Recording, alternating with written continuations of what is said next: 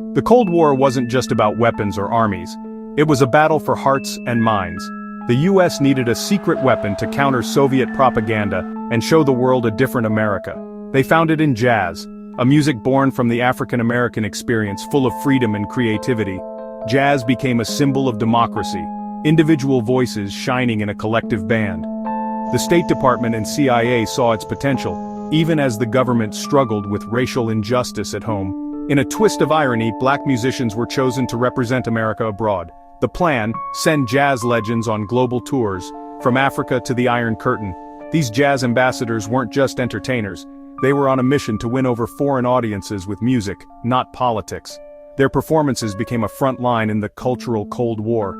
Jazz was America's answer to the Soviet narrative, a living, improvisational metaphor for freedom. The world was watching and the stage was set.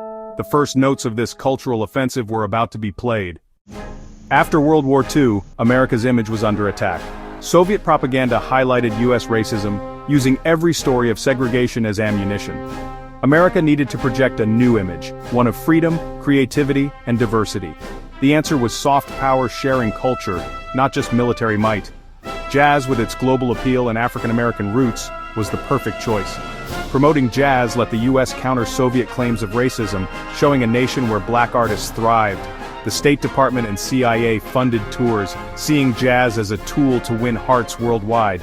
Jazz was modern, energetic, and improvisational, everything Soviet art was not. It appealed to elites and ordinary people alike, symbolizing freedom of expression. These musicians became cultural soldiers, carrying America's story in every note. The world was about to hear a new side of the United States. Jazz was more than music, it was a message. The stage was set for a cultural revolution. The Jazz Ambassador program launched in 1956 with Dizzy Gillespie, but Louis Armstrong soon became its face. Armstrong's journey from New Orleans' poverty to global stardom embodied the American dream. On stage, he wasn't just playing music, he was telling a story of resilience and joy. The government hoped his charisma would overshadow headlines about racial strife, but these musicians weren't government puppets. Armstrong famously criticized US policies, showing true freedom of speech. His willingness to speak out made him even more credible abroad.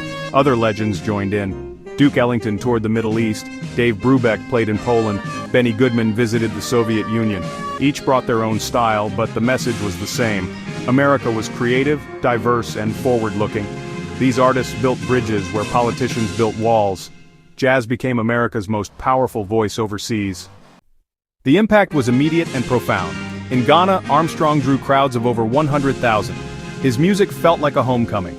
In the Congo, a civil war paused so both sides could attend his concert. Behind the Iron Curtain, jazz concerts were revelations. Youth flocked to hear Brubeck's Take 5, tasting freedom in every note. These performances cracked open closed societies, offering a glimpse of a vibrant world beyond propaganda. Jazz ambassadors played everywhere: ancient amphitheaters, town squares, and concert halls. They held workshops, collaborated with local musicians, and created real dialogue. The music connected people, transcending language and politics. Not every tour was smooth. There were challenges and misunderstandings, but the overwhelming result was positive. Jazz triumphed over politics. Reviews praised the universal language of jazz.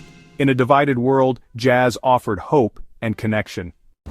The Jazz Ambassador program reshaped America's image abroad. It challenged Soviet propaganda, showing a nation of creativity and soul. The tours redefined America as innovative and democratic, embodied in the music itself. Musicians were proud to represent their country, but also used their platform to speak out for civil rights. They became ambassadors for both America and racial equality. The experience transformed jazz too. Artists like Ellington and Brubeck drew inspiration from their travels, enriching the music. Cultural exchange went both ways, with global influences shaping American jazz. The story of the Jazz Ambassadors proves culture can be more persuasive than politics. Jazz helped thaw Cold War tensions and build bridges across divides. Its legacy endures, a reminder that art can unite where politics fail. Sometimes a trumpet solo really can change the world.